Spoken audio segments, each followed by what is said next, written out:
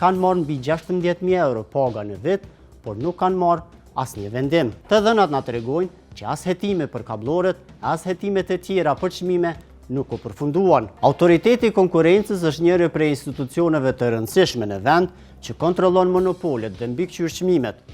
Si njëri nga premtimet kryesore elektorale të vendvendosjes në vitin 2021, ky autoritet kishte pritje të shndrohej në një kontrollues të tregut për të ndalur abuzimet. Sonte, shikues të nderuar, do të tregojmë se si të deleguarit e partisë në autoritet janë bë pikë 5, duke eskalu edhe në konflikte fizike dhe duke bloku plotësisht vendimarrjen në këtë autoritet.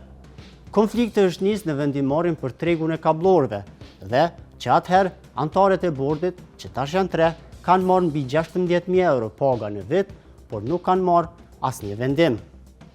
Kemi vendosur me pa pse shteti paguan këta njerëz me mbi 16.000 euro në vit, secilin, e ata nuk kryjnë punën për të cilin marrin taksat e shtetit.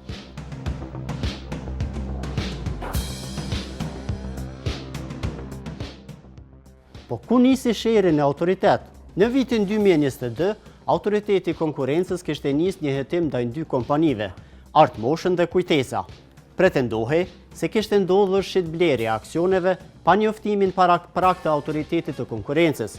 Sipas ligjit, komisioni ka 5 antar, por vendimet mund të marrë edhe me 3 antar.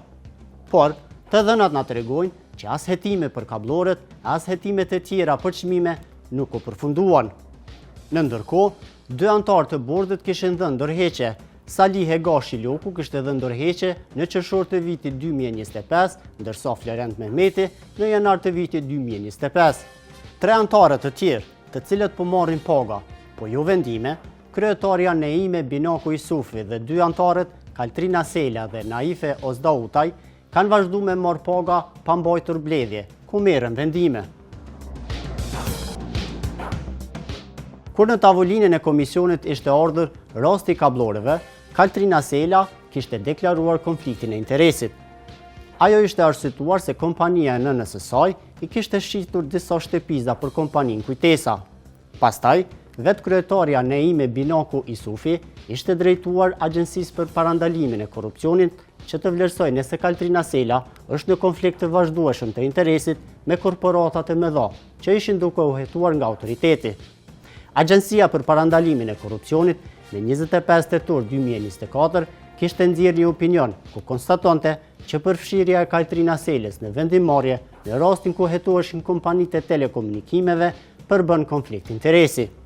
Rasti ka shkuar në gjykatë, ku gjykata e shkallës së parë ka vlerësuar se në këtë rast nuk ka konflikt interesi.